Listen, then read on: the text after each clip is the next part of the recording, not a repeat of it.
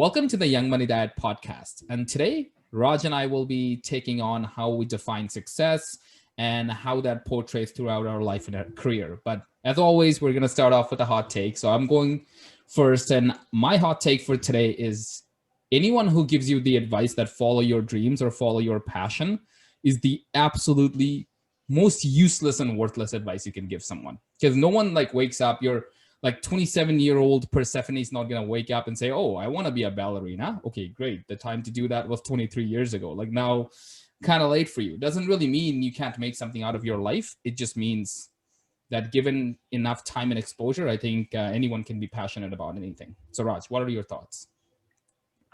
That's interesting.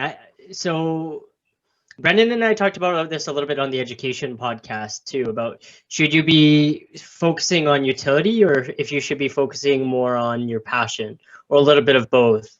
I wouldn't say it's too late because there are, exceptions. There are people that are exceptional and they follow their dreams and their passion later on. But I do agree that it needs to be a balance. And I think that'll be a good focus for the podcast today, just in regards to success.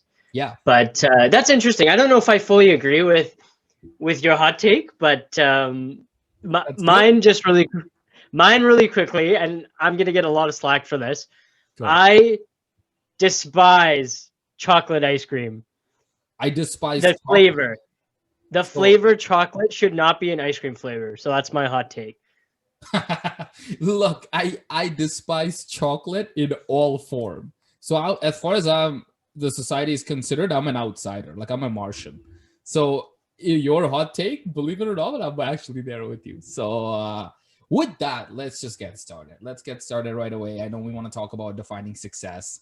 So Raj, I'm going to ask you this question, just a really quick one. Do you consider yourself to be successful right now in your life?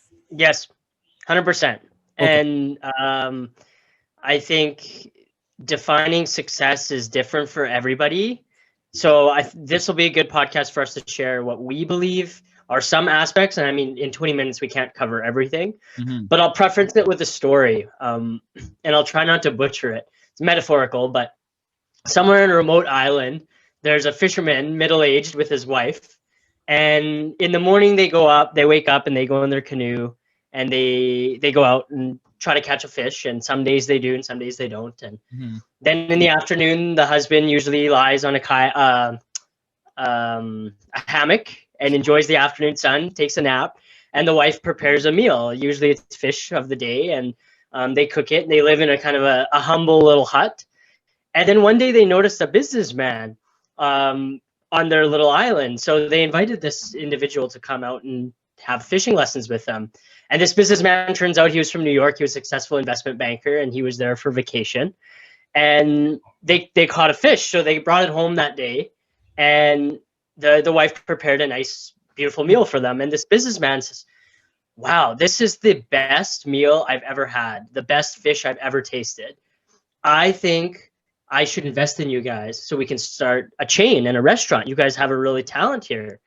And so the fisherman and his wife were very intrigued, and they said, okay, so what would that look like? And he said, well, we'd move to New York. We'd make sure you have all of the supplies you need. We'll get the right production. And then we can open up a chain and we can market it. And then the fisherman says, okay, and then what? Okay, then you can open up more, and then you can make, people work for you. And then turn it into a whole big business. Yeah, okay. Yeah. And then the fisherman says, okay, and then what? And then the businessman kind of gets a little frustrated. So, well, you don't see the point? Eventually you'll have so much money that you and your wife could live on a remote island, have no worries, go out in the kayak in the morning and fish, and just have no troubles at all, and enjoy your life in a hammock. I love that story. That's hilarious. Is that is that kind of a urban legend kind of, or is it like a true story that might have happened to somebody? I think it's metaphorical. I've probably butchered it. You could Google the actual story. It was a Gokul Ramachandran actually told me this in 2018, and much more sophisticated than me. But I think that's the good segue into defining success. Oh, I like that. I really do. It's really interesting. I think something that I want to share is we can start by what's not successful, and this is kind of an offhanded comment, but I feel like if you go ahead in your life and you make something of yourself, you buy your first Lexus and you write your name on the custom license plate and put it behind the car, you're not successful. Like that to me is just a stupid thing to do. There's so many of them driving around too. Like who goes around saying, "Oh, I'm just gonna put my name on my own license plate and just pretend that I've made it." And the worst one I've ever seen, this used to be around where we went to university, Raj, is one, I think it was like an Acura or a Lexus that had the license plate Max's mom. And I'm just thinking like, who's Max? Like the fact, like here, whoever you are, the fact that you belong to a Tuesday Chardonnay club probably has more clout than the fact that you're Max's mom. Like just no need to advertise that to anybody. So now that we know that custom license plate is hopefully not the path to success, what would you consider to be, like, how would you define success, Raj? So I think a lot of this gets overlooked a lot because I think it's taken for granted is health. Just general health. I think that is paramount above anything else, because if you don't have your health, you can't really, it doesn't matter how much money you have or how many friends you have or, you know, your other relationships. If you don't have physical and mental health, I strongly believe that's the forefront of success. And so, you know, you ask me if I feel successful. I think there's, you know, many different areas in my life that could probably use improvement. But I just feel privileged that I've got my physical and mental health, and I'm able to just, you know, sit here and have no worries in the world and have a good conversation with you. And, you know, a lot of our needs nowadays are met in the physiological structure that we can worry about that top part of the pyramid. We don't have to worry about food and shelter as much as we might have had to do in the hunter-gatherer days. And I think that's important to have that reflection. Right. And now with social media, you see on Instagram, you know, these people driving Bugattis or Lamborghinis and these TikTok millionaires. And I think it's really interesting because I think a lot of people buy into that. And I found out there's actually companies that sell jet plane sets. So you and I could buy maybe a set for a jet plane. Capitalizing on someone's vanity, literally, is what you're doing. Yeah. That's the entire business model. Oh my God. Exactly. And so like this background would be, hey, here in my garage, this Lamborghini, and it could just be fake. I feel like that guy gets a lot of flack. Poor man. Like just because like I know it's a completely separate topic, but sometimes you just say some stuff and you never know what gets memified, and then you just live in the infamy for the rest of your life for something you didn't sign up for. But I completely agree with you. I think health is a huge portion, or at least overlooked in large portions in our general term of success. But in a lot of ways, what I can also counter that with is someone like, let's say someone like Stephen Hawking. He is, when he was born and later on through his life, at no point did he actually have, I would say, good health. Like he was paralyzed, he couldn't move around, he couldn't communicate. So he kind of persevered and came up with ways to kind of get around that. And I would consider him to be largely very, very successful person. He has changed humanity for the better in so many different ways, moved science in multiple different avenues. So I think, yes, that definitely we all overlook, especially when we're young. I think that's a big emphasis. I think when you're 50s or 60s, you kind of understand how important health is. But in that time frame that we're young, we kind of take health for granted. But even if you don't have the best health, what I'm trying to say is you could still be successful. It just takes probably a little bit more effort. Yep, for sure. Another topic, I mean, I don't think we can overlook financial, because that's when a lot of people think success, they sometimes think of the millionaires or whatnot. I do think that's important, but my take on the financial side is as long as you don't have to worry, and I think you and I talk about this all the time, I think there's a certain income level that above that level, unless you're talking multi-millions, your life doesn't really change. No. And I don't want to say a number because I might be wrong, but it's not as high as people think. I believe in Canada, it is below six figures. I agree. Where, you know, if you're making, let's call it, I'm not saying this is the number, but let's call it 70,000 versus 160,000, really your lifestyle doesn't change unless you really are trying to keep up with that inflated lifestyle. But I find most people that make kind of the six figures or higher, mid six figures, they're just normal people as well. And some of the other structures within success, I mean, they're more worried about their family, their health, their spirituality, their social aspects, their career.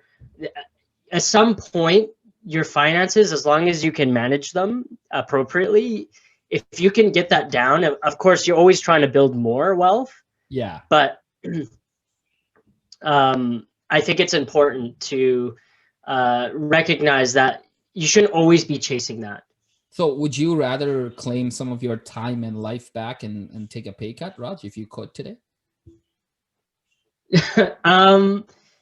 So that's an interesting question. Like we're still young. I think it's important to still be hungry, hustle and work and progress. But I'm really interested in building a career that's impactful and can make a difference. Sure. Whether that's, and it doesn't have to be on a large scale. Because you can define what making a difference means. Maybe that's just helping one individual. Maybe that's just making a difference in your own life and learning something every single day. Right. Yeah, absolutely. And I kind of agree with you. I think in a lot of ways, now that we have sort of covered the money, and I don't even have anything to input because Raj, I echo that opinion that you just mentioned. So I'll kind of move on to a different area that I think is important. So I believe when you want to mention someone successful, I think in a lot of ways, people want to be remembered or leave a legacy behind when they go. So if you really think about it, all the big successful people that you can think of, there's streets named after them. Some people have cities, libraries, whatever. And the whole point is to sort of live after they're dead, right? Because you can't take all your wealth, all your properties or anything to the grave with you. So what you can only really leave a legacy behind. So I think one of the areas where people can be successful is there is always you have parents most likely that care about you, and if you choose to have a family, you have kids that'll remember you for a short amount of time. But if you can reach sort of, that's the vertical, like your parents, your kid, and then there's the horizontal, like if you have friends or if you have colleagues or if you have someone in your community that truly cares about you and wants you to do well, I think that's also a mark of success. Like having a different human being truly empathize with you and then sharing in your success and kind of capitalizing on the same oxytocin, like you guys both feel good, you're proud of each other. I think that's a huge mark of success, because the reason why I say that is if you're kind of petering off or, you're having a rough patch or a rough go, those are the people that usually break those cycles for you.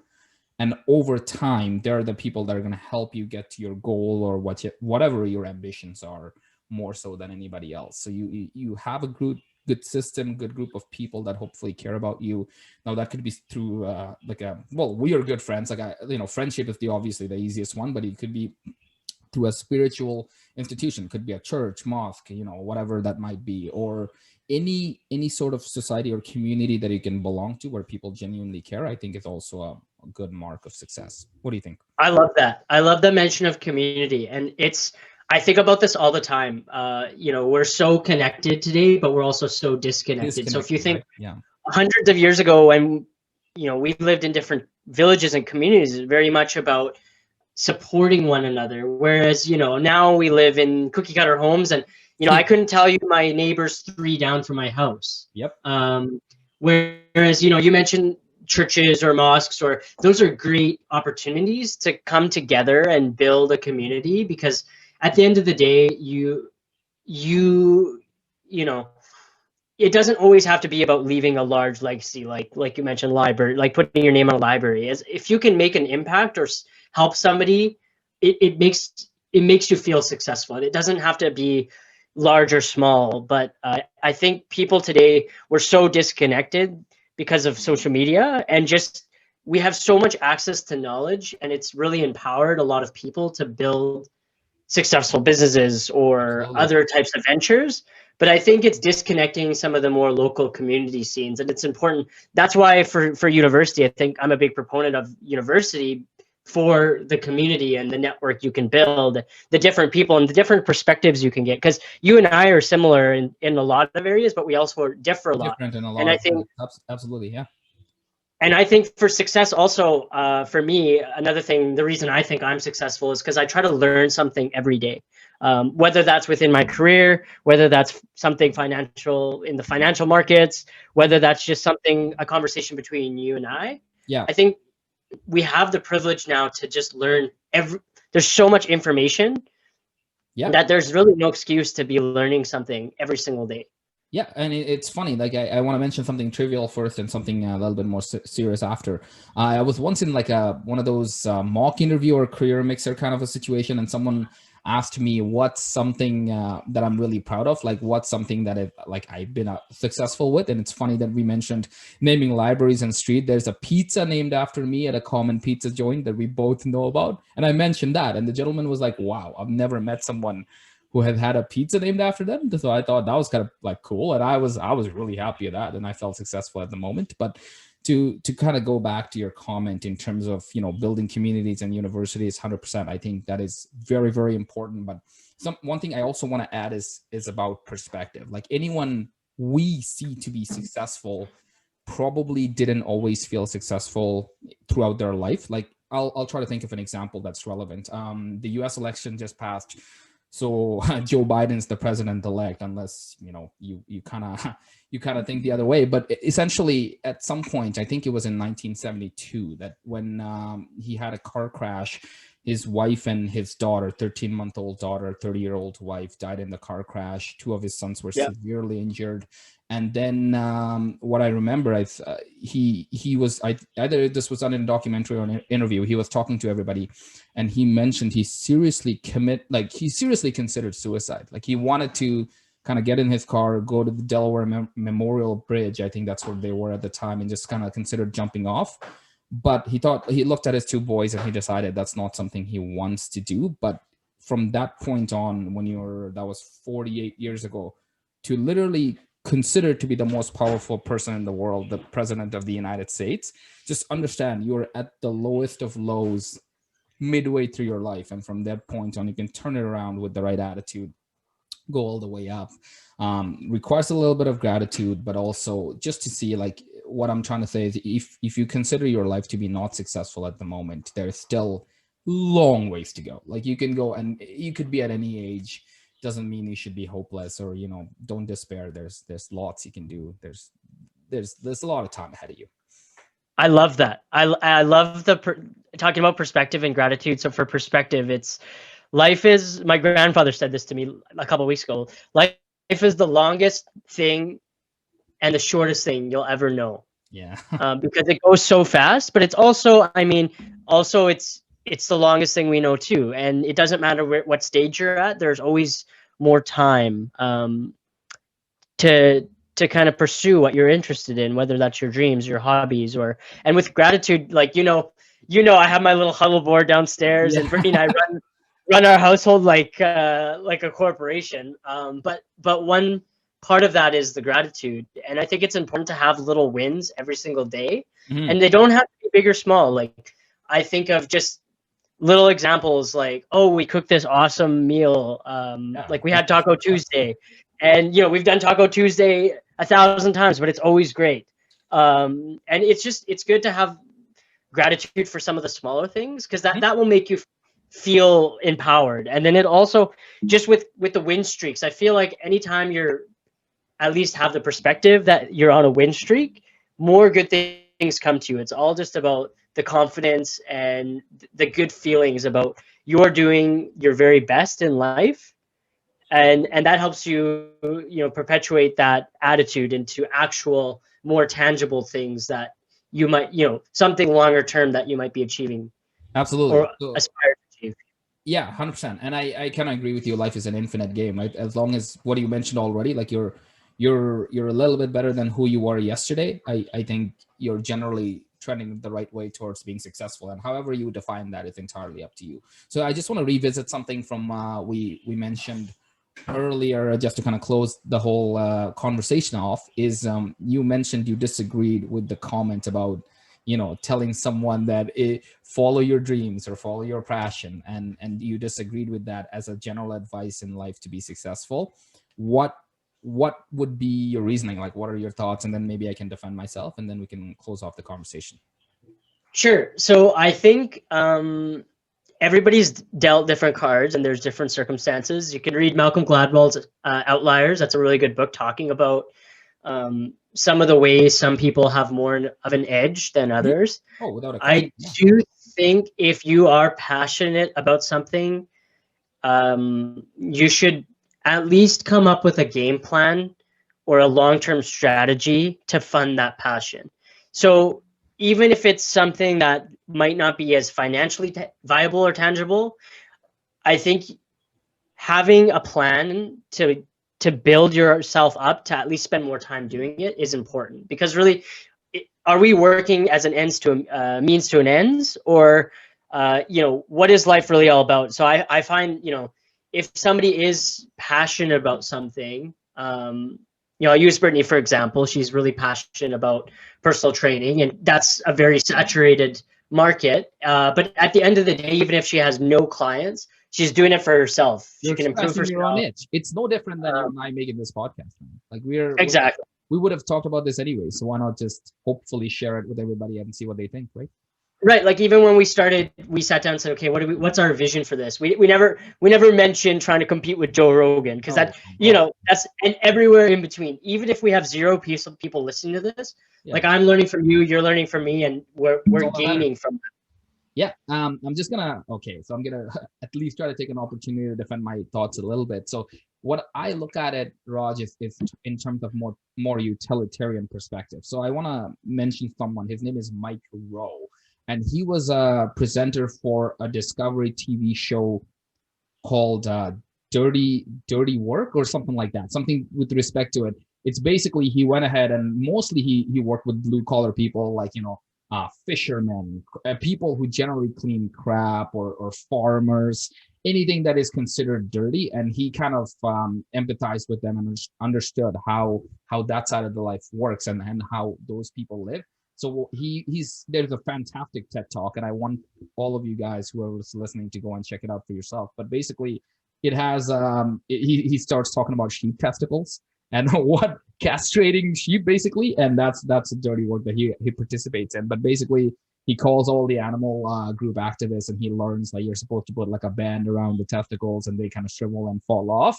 And then he does one of those, and the farmer doesn't really do it that way initially, but he puts a band around the sheep's testicle, and then the sheep kind of falls and can't walk, and it's like looks miserable.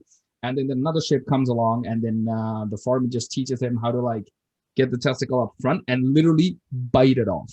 Like just go ahead, bite the testicle. So he's got like testicles in his mouth, and he bites it off, rips it off, and the sheep kind of like bumbles around for 30 seconds, and he's zipping around after. So it kind of shows like some of the perspectives we have wrong with respect to people who are doing jobs that are different, like cleaning animal poop in a zoo or whatever it might be, right? Something that's considered dirty. So I think given enough exposure, so specifically you need two things. You need autonomy in whatever you're working in. So you need to be able to, someone tells you an outcome that they're looking for, but you need to be able to control the process in terms of how you get to that outcome.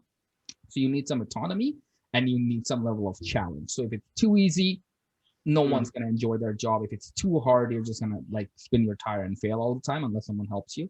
So if you're in that sweet spot where you get challenged and you're doing different things every once in a while, and you have some level of autonomy to do it, I genuinely believe anyone can be passionate about anything. It's just a matter of exposure. Like there's 3D printing here. One of my friends is very, very passionate about that. It sounds like it's not for me, but once you start getting into the creative process, you're going to pick that up and you're going to see things and the wheels are going to turn. If I hung around with dancers, I would be very interested in dancing. Like, you know what I mean? Like eventually you're going to learn what you're good at, and it's just a matter of exposure. So I believe what I would recommend to anybody who's younger is just to increase your exposure. Like, and we talked about that in the first episode. The more exposure you have, then you can kind of hone in on something that you have a preference for. But generally very few people are kind of born with an innate sense of passion about something. So it's functionally a very tough advice to ever work on. So anyways, that's all the Yeah. thoughts that I had, Raj. I don't know if you want to add something, but go ahead. Like if you have any comments on that or. No, I think that's good. I think it's important to challenge yourself. Like we talked about learning every day and just challenging yourself to learn different perspectives. My last closing thing. So I'm trying to improve my vocabulary in English. So I've done something I never thought I would do, and I picked up some books from high school and university, like The Great Gatsby, for example, Oh, wow. to reread those. And I rarely read fiction, and I'm actually enjoying it more than I thought. So I've challenged myself a little bit because I'm more comfortable reading the self-help and the business Right. books, and um, so I think it's just important to have that perspective, to learn new things, and even if you're on one side of some spectrum, to go to the other side and just see what's out there and have an open, honest conversation. 100%. But thanks for the chat, and thanks to the listeners, the 3 that have maybe tuned in. Remember to stay hungry And stay humble. Catch you later.